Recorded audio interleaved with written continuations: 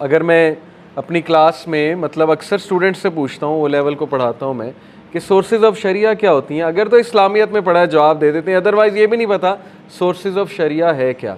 قرآن number 1، حدیث number 2، اس کے بعد آثار صحابہ کے اقوال نمبر 3، اجماع نمبر 4، کنسنسس اجماع کیا ہوتا ہے یہ بھی نہیں ہم نے اتنا پڑھا، قیاس نمبر 5، اجتہاد نمبر 6، عرف نمبر 7، عرف کسٹم آف سوسائٹی، کسٹم بھی دیکھا جاتا ہے لیکن وہ لیسٹ ہے۔ اگر کوئی معاملہ قرآن سے نہیں سمجھ آ رہا ہے حدیث کی طرف ریفر کریں، حدیث سے بھی نہیں آپ کو سمجھ آ رہا ہے، یعنی کہ آپ سمجھتے ہیں کہ اس پہ علماء کی رائے لینی چاہیے، تو آپ صحابہ کے اقوال پڑھیں، صحابہ کی تفسیر کی طرف جائیں، تفسیر ابن کثیر صحابہ کی تفسیر، ابن عباس کی تفسیر، صحابہ سے بھی چلیں، آپ کو سم ہاؤ ایک میٹر نہیں نظر آ رہا، آپ اجماع دیکھیں، امت کا اجماع کس پہ، کنسنسس کس پہ، انٹلیکچوئلس کا۔ مثال کے طور پہ پردے کے ایشو کو لے لیں، پردے کا ایشو میں اجماع کہاں پر ہوا ہوا ہے؟ علماء کا اجماع، علماء سے مراد ہے تمام مکاتب فکر کے علماء کا اجماع۔ کنسنسس دیکھیں کہ پردہ کیا ہوتا ہے، عورت کا پردہ کیا ہے، مرد کا پردہ کیا ہے، یہ ایشو ہے کیا پردے کا، حجاب کیا ہوتا ہے، وہاں سے بھی نہیں سمجھ آ رہا ہے۔ ایک چیز قیاس کی جا سکتی ہے،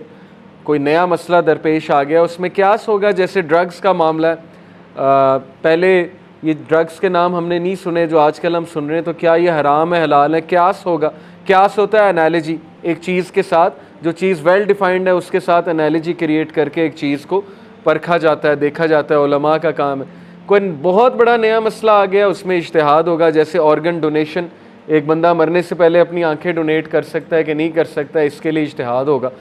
برائلر چکن حلال ہے حرام ہے، اس کے لیے اجتہاد ہوگا۔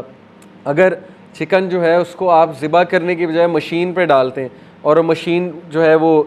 ٹکا ٹک ذبح کر رہی ہے، ایک ہوتی ہے نا مشین کہ ہر کسائی ہائر کرنا پڑے گا، تو مشین سے ذبح کر دیتے ہیں، یہ حلال ہے حرام ہے، اجتہاد ہوگا۔ اوکے، ڈاکٹرز جو ہیں MBBS والے وہ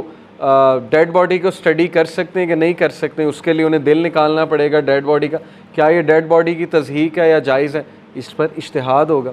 تو اجتہاد ان معاملات پہ ہوتا ہے، اور پھر اینڈ میں عرف بھی دیکھا جاتا ہے کہ ایک معاشرے کا عرف کیا ہے۔ اب یہ ساری سورسز آف شریعہ کو چھوڑ کے ہماری سورس آف شریعہ سب سے پہلے عقل، کہ مجھے صحیح لگتی ہے کوئی چیز کہ نہیں لگتی ہے۔ عقل تو ہے ہی نہیں کہیں سورس آف شریعہ میں، کیونکہ عقل سب کی مختلف ہے۔ آج ہم جتنی ڈیبیٹس فیس بک پہ کر رہے ہوتے ہیں، کس بیسس پہ؟ عقل کی بیسس، کہ نہیں میرے خیال میں یہ بات، آپ کا خیال میٹر نہیں کرتا اگر آپ کے پاس علم نہیں ہے۔ آپ کا خیال باقی معاملات میں میٹر کر سکتا ہے، پالیٹکس میں ہو سکتا ہے، کر سکتا ہے، لیکن وین اٹ کمز ٹو مذہب اسلام، یور اوپینین ڈزنٹ میٹر، کیونکہ ہمارے پاس نالج بہت کم ہے، ہم نے دین پڑھا کتنا ہے۔ تو یہ چیز ہماری درست ہونے والی ہے کہ ہم علم کی طرف کیوں نہیں آتے۔